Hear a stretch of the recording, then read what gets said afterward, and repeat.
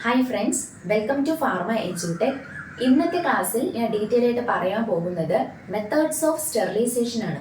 അതായത് ഏതൊക്കെ മെത്തേഡ്സ് ആണ് നമ്മൾ സ്റ്റെറിലൈസേഷൻ ഉപയോഗിക്കുന്നത്, ഓരോന്നിൻ്റെയും ടെമ്പറേച്ചർ റേഞ്ചും പിന്നെ ഓരോ മെത്തേഡ്സിനും എക്സാമ്പിളും. അപ്പോൾ വീഡിയോ എല്ലാവരും മാക്സിമം സ്കിപ്പ് ചെയ്യാതെ തന്നെ കാണാൻ ശ്രമിക്കുക. നമുക്ക് ക്ലാസ്സിലോട്ട് പോകാം. ആദ്യത്തെ മെത്തേഡ് എന്ന് പറയുന്നത് ഹോട്ട് എയർ ഓവൻ ആണ്.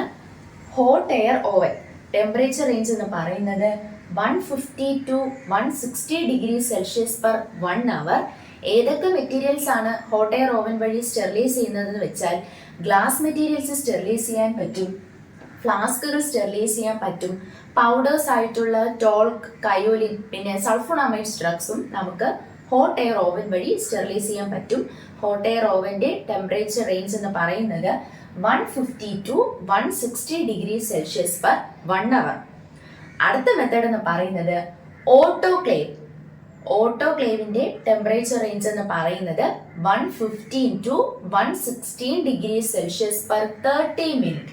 115 മുതൽ 116 ഡിഗ്രി സെൽഷ്യസ് ആണ്. 115 to 116 degree Celsius per 30 minute. ഏതൊക്കെ മെറ്റീരിയൽസ് ആണ് സ്റ്റെറിലൈസ് ചെയ്യുന്നത്? IV fluids, rubber and plastic materials. ഓട്ടോക്ലേവിന്റെ ഒരു അഡ്വാൻറ്റേജ് ആണ് rubber and plastic materials sterilise ചെയ്യാൻ പറ്റും എന്നുള്ളത്.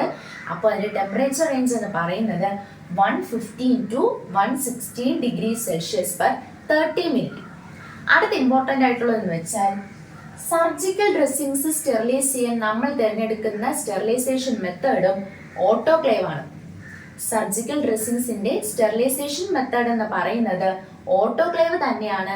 പക്ഷെ ടെമ്പറേച്ചർ റേഞ്ച് എന്ന് പറയുന്നത് 121 degree Celsius per 30 minute. 121 degree Celsius per 30 minute.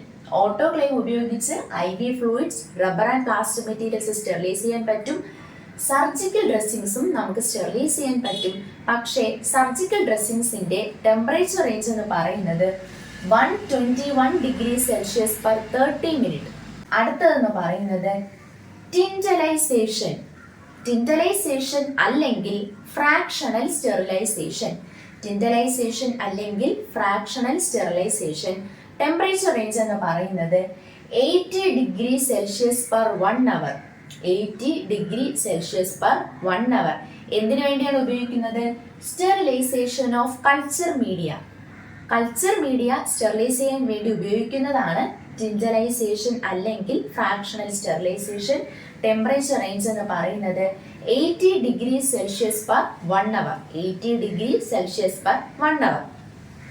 അടുത്തത് പാസ്ചറൈസേഷൻ. പാസ്ചറൈസേഷൻ സ്റ്റെറിലൈസേഷൻ ഓഫ് മിൽക്കിനെ പറയുന്ന പേരാണ് പാസ്ചറൈസേഷൻ. പാസ്ചറൈസേഷൻ രണ്ട് മെത്തേഡ് ഉണ്ട്, holder method and flash method. Holder method അല്ലെങ്കിൽ flash method. Standard method of pasteurisation എന്നറിയപ്പെടുന്നതാണ് ഹോൾഡർ മെത്തേഡ്. ഹോൾഡർ മെത്തേഡിന്റെ temperature range എന്ന് പറയുന്നത് 62.8 degree Celsius per 30 minute.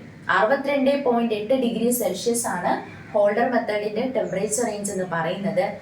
Flash മെത്തേഡിന്റെ ടെമ്പറേച്ചർ റേഞ്ച് എന്ന് പറയുന്നത് 71 to 72 degree Celsius per 15 second. 15 second. 71 to 72 degree Celsius per 15 second. Sterilisation of മിൽക്കിന്റെ മെത്തേഡാണ് pasteurisation. രണ്ട് ടൈപ്പ് ഉണ്ട്, holder method and flash method.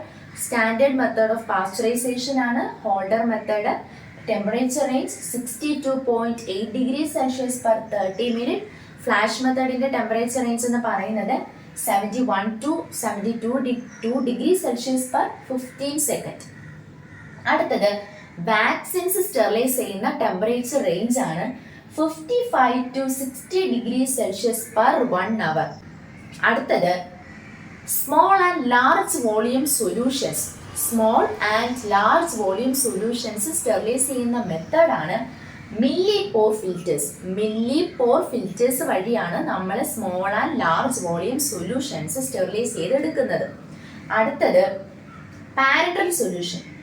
Parental solutions നമ്മൾ സ്റ്റെറിലൈസ് ചെയ്തെടുക്കുന്നത് മെംബ്രെയിൻ ഫിൽറ്റേഴ്സ് വഴിയാണ്. മെംബ്രെയിൻ ഫിൽറ്റേഴ്സ് വഴിയാണ് നമ്മൾ പാരന്റൽ സൊല്യൂഷൻസ് സ്റ്റെറിലൈസ് ചെയ്തെടുക്കുന്നത്.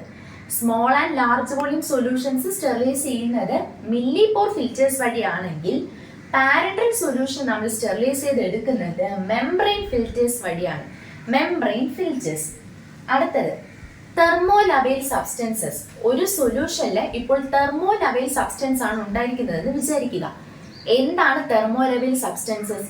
ചൂടാക്കുമ്പോൾ ക്യാരക്ടറിലൊക്കെ ഒരു വ്യത്യാസം വന്നിട്ട് അൺസ്റ്റേബിൾ ആകുന്ന കോമ്പൗണ്ട്സിനെയാണ് നമ്മൾ തെർമോലബൈൽ സബ്സ്റ്റൻസ് എന്ന് പറയുന്നത്.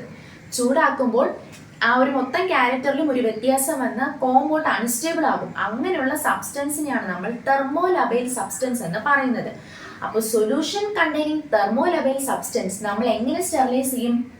By using bacteria proof filters. Bacteria proof filters വഴിയാണ് സൊല്യൂഷൻ കണ്ടെയ്നിങ് തെർമോലബൈൽ സബ്സ്റ്റൻസ് നമ്മൾ സ്റ്റെറിലൈസ് ചെയ്തെടുക്കുന്നത്. അടുത്ത മെത്തേഡ് എന്ന് പറയുന്നത് ഓപ്പറേഷൻ തിയേറ്റേഴ്സും അസെപ്റ്റിക് റൂമും നമ്മൾ സ്റ്റെറിലൈസിന് ഉപയോഗിക്കുന്നത് ബീറ്റ പ്രൊപ്പിയോ ലാക്ടോൺ എന്ന് പറയുന്ന ഗ്യാസ് ഉപയോഗിച്ചാണ്.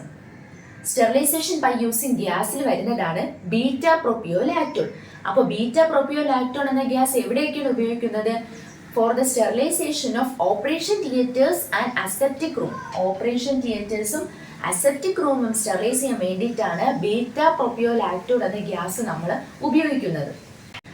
അടുത്ത മെത്തേഡ് എന്ന് പറയുന്നത് ഫ്യൂമിഗേഷൻ ഓഫ് റൂംസ് ആണ്. ഫ്യൂമിഗേഷൻ ഓഫ് റൂംസ്, ഫ്യൂമിഗേഷൻ എന്ന വാക്ക് കണ്ടാലേ ഉറപ്പിച്ചോളൂ. അതിന്റെ ഉത്തരം എന്ന് പറയുന്നത് ഫോർമാൽഡിഹൈഡ് ഗ്യാസ് ആണ്. ഫോർമാൽഡിഹൈഡും ബീറ്റ പ്രൊപ്പിയോ ലാക്ടോണിനെ പോലെ തന്നെ സ്റ്റെറിലൈസേഷൻ ബൈ യൂസിങ് ഗ്യാസ് എന്ന കാറ്റഗറിയിൽ വരുന്നതാണ്. അപ്പോൾ ഫ്യൂമിഗേഷൻ എന്ന വാക്ക് കണ്ടാൽ അതിന്റെ ഉത്തരം ഫോർമാൽഡിഹൈഡ് ആണ്. ഫ്യൂമിഗേഷന് വേണ്ടി ഉപയോഗിക്കുന്ന ഗ്യാസ് ആണ് formaldehyde. It is an alkylating agent. അടുത്തത് വളരെ ഇമ്പോർട്ടന്റ് ആണ്, എത്തിലീൻ ഓക്സൈഡ്. എത്തിലീൻ ഓക്സൈഡ് എന്ന് പറയുന്നത് പവർഫുൾ ആൽക്കൈലേറ്റിംഗ് ഏജന്റ് ആണ്. നമ്മുടെ തെർമോലബൈൽ സബ്സ്റ്റൻസുകളും ഡയഗ്നോസിക് ഇൻസ്ട്രുമെന്റ്സും ഡിസ്പോസിബിൾ സിറിഞ്ചസും ഇതിനൊക്കെ നമ്മൾ സ്റ്റെറിലൈസിന് ഉപയോഗിക്കുന്ന പവർഫുൾ ആൽക്കൈലേറ്റിംഗ് ഏജന്റ് ആണ് എത്തിലീൻ ഓക്സൈഡ്. അപ്പോൾ ഞാനിത് ഒന്നും കൂടെ പറയുകയാണ്. Hot air oven temperature range 150 to 160 degree Celsius per 1 hour. Glass മെറ്റീരിയൽസുകൾ, ഫ്ലാസ്കുകൾ, പൗഡേഴ്സ് ആയിട്ടുള്ള ടോൾക്ക്, കയോലിൻ, സൾഫോണമൈഡ്സ് ഡ്രഗ്സ് ഇതൊക്കെ സ്റ്റെറിലൈസ് ചെയ്യുന്നതാണ് ഹോട്ട് എയർ ഓവൻ. അടുത്തത് ഓട്ടോക്ലേവ് ആണ്. 115 to 160 115 മുതൽ 116 ഡിഗ്രി സെൽഷ്യസ് പെർ 30 മിനിറ്റ് ആണ്. IV ഫ്ലൂയിഡ്സ് സ്റ്റെറിലൈസ് ചെയ്യാം. Rubber and plastic materials sterilise ചെയ്യാം. അഡ്വാൻറ്റേജ് ആണ് rubber and plastic materials sterilise ചെയ്യുന്ന മെത്തേഡ് ഓട്ടോക്ലേവ് ആണ്. അതുകൂടാതെ സർജിക്കൽ ഡ്രസ്സിങ്സും സ്റ്റെറിലൈസ് ചെയ്യുന്നത് ഓട്ടോക്ലേവ് ആണ്. പക്ഷെ ടെമ്പറേച്ചർ റേഞ്ച് എന്ന് പറയുന്നത് 121 ഡിഗ്രി സെൽഷ്യസ് പെർ 30 മിനിറ്റ് ആണ്. 121 ഡിഗ്രി സെൽഷ്യസ് പെർ 30 മിനിറ്റ്. അടുത്തത് കൾച്ചർ മീഡിയ സ്റ്റെറിലൈസ് ചെയ്യാൻ വേണ്ടി നമ്മൾ ഉപയോഗിക്കുന്ന മെത്തേഡാണ് ടിൻഡറൈസേഷൻ അല്ലെങ്കിൽ ഫ്രാക്ഷണൽ സ്റ്റെറിലൈസേഷൻ. ടിൻഡറൈസേഷൻ അല്ലെങ്കിൽ ഫ്രാക്ഷണൽ സ്റ്റെറിലൈസേഷൻ. ടെമ്പറേച്ചർ റേഞ്ച് എന്ന് പറയുന്നത് 80 degree Celsius per 1 hour. 80 degree Celsius per 1 hour. അടുത്തത് പാസ്ചറൈസേഷൻ.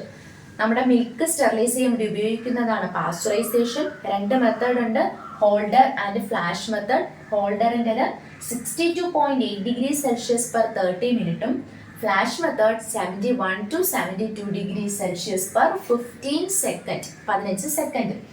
വാക്സിൻസ് സ്റ്റെറിലൈസ് ചെയ്യുന്ന temperature range 55 to 60 degree Celsius per 1 our.